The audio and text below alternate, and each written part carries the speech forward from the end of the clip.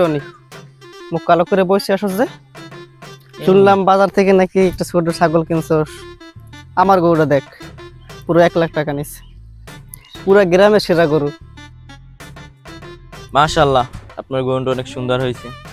আমার সামর্থ্য যেরকম আমি ওরকমই দিয়েছি। বড় গরু না দেবেলা কুরবানি হয়, তুই থাক তো ছোট ছাগল নিয়ে, আমি যাই। আমার একটা মান সম্মানের ব্যাপার আছে না। হাট।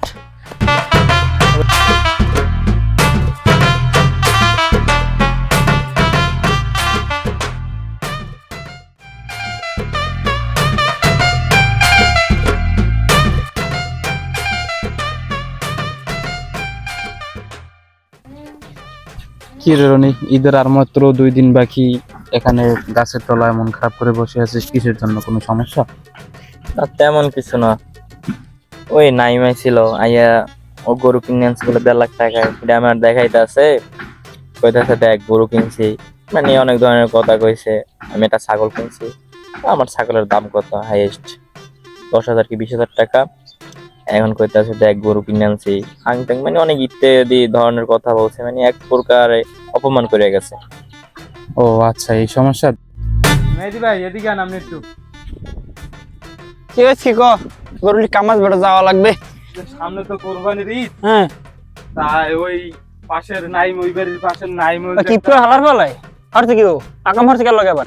ওই যে ওর একটু মানে ওর লাগে একটু হয়েছে, সামনে তো কোরবানির ঈদ। হ্যাঁ, তাই এখন তো ও মানে ও একটা গরু কিনছে অনেক দাম দিয়ে, এটা নিয়ে ও হিংসা করতেছে। হিংসা করলে তো আর কোরবানি হইবে না। তো হালার ফেলায় কুরবানি দিলে নাকি লোক দেখাইবে, এই তো বুঝলাম না। এখন এইটা আমরা পারি যে ওরে ডাইকে এনে ভালো করে বুঝাই দিতে, যদি আল্লাহর পথে ফিরে আসে। এই বাইর পরে অপমান করছে, তাই তোর ওর নিয়ে সালিশ করা লাগে, এটা বলা লাগে, ওর তো বুঝন লাগবে, ও কুরবানি দেবে। বেশি করার দরকার নাই, আপাতত আর এনে বুঝাই, বুঝালি হয়তো বুঝবে। তাই নাই মেরে বলাইলে যা। এই যে উত্তরে আইতেস আয় আয় এদিকে আয়। খবর কি?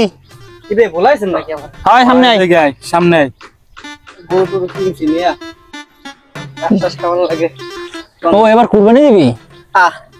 কুরবানি দেবে না? প্রতি বছর দিদি 2 লাখ 2.5 লাখ টাকা কুরবানি। বড় লোক হবে কি?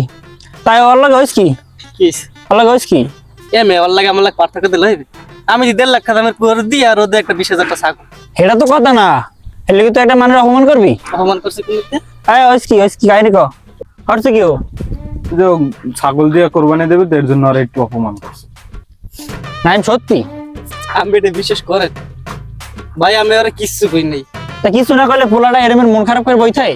আমি একটা সত্যি কথা কই, আমি গরু কিনতে যাই দিন বউ জিজ্ঞেসি রনি কি হয়েছে, এই কত কইলে এবার গরু টর দেখলে আমি খালি এটাই কইছি যে বেটা 1.5 লাখ টাকা গরু কিনছে, আমার একটা এলাকায় মান সম্মান আছে না, এটাই কইছি। আসলে আমার তো একটা মান সম্মান আছে না, গত বছর দিছি 2 লাখ টাকা, এই বছর দিছি 1.5 লাখ টাকা। এখন তুই এখন কি মান সম্মান লেগে কুরবানি দাও না আল্লাহ লাগে কুরবানি দাও? দিই তো এই মানুষের কুরবানিটা কে লাগিয়ে দাও? মানুষের দেখাও।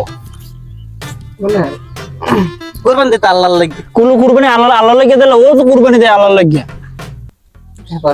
টাকাটা তো আল্লাহ দেখবে না, আল্লাহ দেখবে তাকওয়া।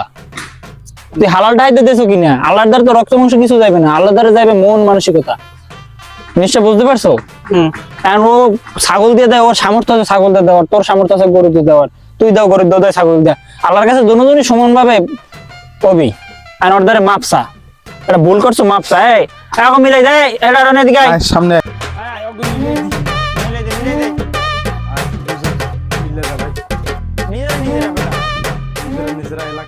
এমন কিছু মানুষ এসে যারা কুরবানি দেয় লোক দেখানোর জন্য। অবশ্যই কুরবানি আল্লাহ সন্তুষ্টির উদ্দেশ্যে দেওয়া উচিত। দিল কিংবা কে ছাগল দিয়ে কুরবানি দিল এটা দেখার বিষয় না, দেখার বিষয় সেটা যেন আল্লাহর দরবারে পৌঁছায় এবং হালাল উপার্জনে হয়। আমাদের টিমের পক্ষ থেকে আপনাদেরকে জানাই ঈদুল আজহার শুভেচ্ছা। ঈদ মোবারক।